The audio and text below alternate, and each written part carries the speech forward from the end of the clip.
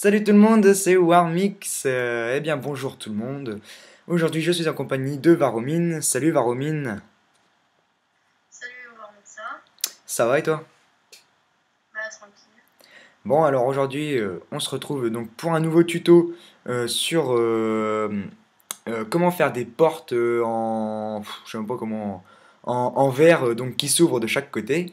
Et donc comme vous pouvez le voir là on est donc sur notre nouveau serveur avec la zone de spawn derrière et le marché qui est là-bas. Donc on va aller tout de suite vers le marché pour vous faire la démonstration des portes qui s'ouvrent, donc comme je l'ai expliqué. Et après, on va vous montrer comment on fait. Donc ici, on peut déjà apercevoir le marché, donc pour l'instant vide parce qu'on vient de le finir. Au passage, je vous montre vite fait à quoi il ressemble de l'extérieur, hein. Voilà. Et voilà. Alors, ici d'abord, Varmin va passer. Alors, avant qu'il passe, voilà. Donc, vous voyez, quand il passe, en fait, on a 3 cubes qui disparaissent. 4, 5, pardon. Ces deux cubes-là qui disparaissent, celui du milieu qui va en bas et deux autres vers la gauche. Donc, en fait, l'entrée est ici et la sortie là-bas. Donc, quand on va passer, voilà, les trois vont pouvoir se baisser. Alors, il faut savoir que nous, on a cherché un petit peu plus la difficulté. Donc, il y a au total 5 blocs qui partent. Mais à la base, c'est surtout les 4 en fait sur les côtés qui partent. Mais bon, nous, on a préféré ça. On vous fera la démo, vous, pour que les 3 là. Sinon, bah, après, on vous montrera peut-être plus tard pour celui du milieu. Bref, donc je rentre par là. Et donc, j'ai la sortie qui est par là-bas. Au passage, vous pouvez admirer mon marché et aussi une petite annotation. Voilà ce que j'allais dire. En mettant la nuit, vous pouvez voir que sans levier, sans rien, eh bien, tout le marché s'allume progressivement et la nuit, regardez, tout s'éteint jusqu'à par là-bas. Donc ça, je vous montrerai aussi dans la vidéo, à la fin de la vidéo, comment on fait ça en fait. Très simple, ça c'est avec les inverseurs de détecteurs de jour et tout ça. Et donc là, on reprend la sortie pour, voilà, pour vous montrer comment ça fonctionne en fait, tout ça. Et on va suivre Varomine et maintenant je laisse la parole à Varomine puisque c'est le créateur de cette porte-là. Donc voilà, comme on va vous montrer, c'est la porte automatique. Donc on va la faire ici. Donc tout d'abord, il faut 5 objets. Donc de la redstone, des pistons collants. Nous, on a choisi bloc de verre parce qu'on trouve que ça fait centre commercial, enfin, ça s'ouvre comme les centres commerciales. Mais vous pouvez prendre de la laine en rouge, tout ce que vous voulez. Torche de redstone et répéteur. Donc tout d'abord, on va, pardon, désolé, on va mettre un répéteur comme ça. On va, Là, tu fais la porte qu'on a fait nous tout à l'heure, ouais? ouais, Ok. hop, hop, hop. Donc oui, c'est ça. Donc déjà, vous pouvez voir tout à l'heure qu'on a exactement la même forme qu'au marché. On fait comme ça. Donc tout d'abord, on prend un bloc n'importe lequel aussi, de ne pas l'avoir dit. On met la redstone comme ça. En bas, on va mettre une torche. Et là, vous allez... Je me suis fail. Ouais, c'est bien ce qui me semblait, mais bon, j'ai rien dit. En fait, tu t'es pas circulé, mais bon, c'est pas grave. Ouais, Tu vas recommencer. voilà. Je me suis fait là. Voilà. Donc comme je disais, la petite redstone, le truc là, voilà. On fait pareil là. La petite redstone, la torche de redstone, comme ça. Donc je tiens à préciser aussi, on le met sur le bloc en dessous et pas sur le mur parce que sinon ça marche pas. T'as oublié de mettre ta...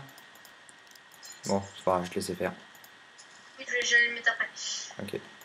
Donc voilà. Oui, merde, il faut aussi la plaque de pression. Évidemment.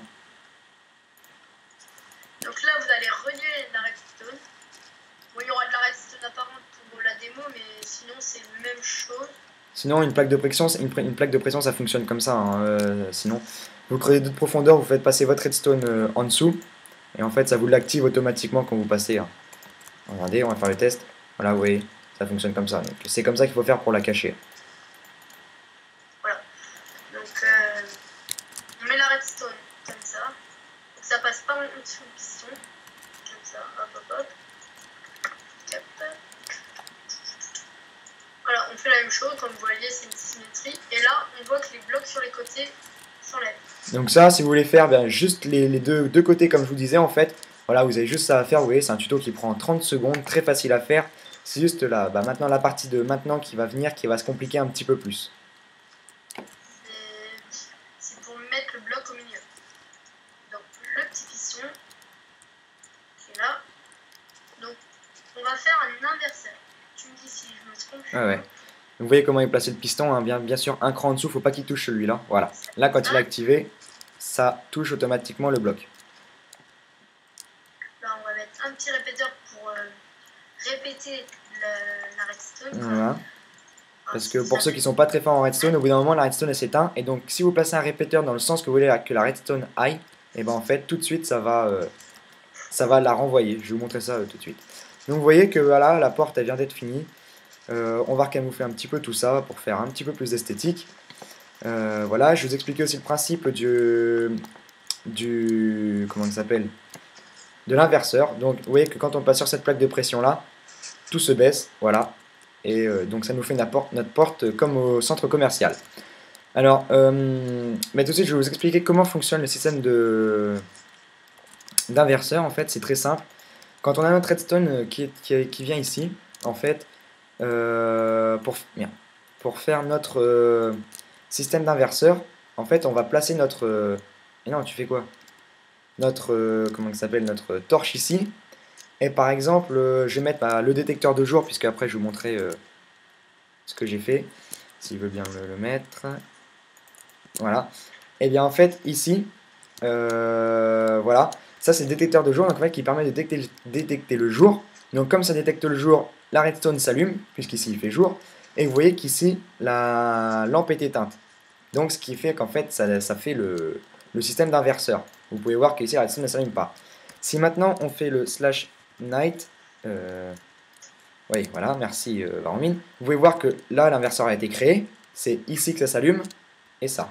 Donc ça c'est l'inverseur, donc l'inverseur en fait ça permet de faire tout le contraire de ce que vous voulez. Là, si vous ne mettiez pas d'inverseur en fait sur ce piston-là, et ben en fait le piston aurait tout le temps resté en dessous. En fait, il aurait été un cran en dessous. Et quand vous avez marché, il se serait levé. Et comme nous, on veut que ce soit l'inverse qui se baisse quand on marche, et ben en fait, on utilise l'inverseur.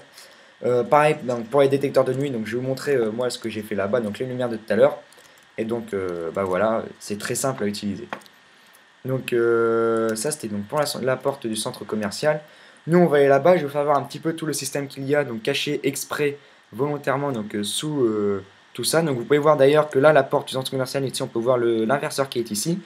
Et moi, tout mon système en fait est ici de détecteur de jour.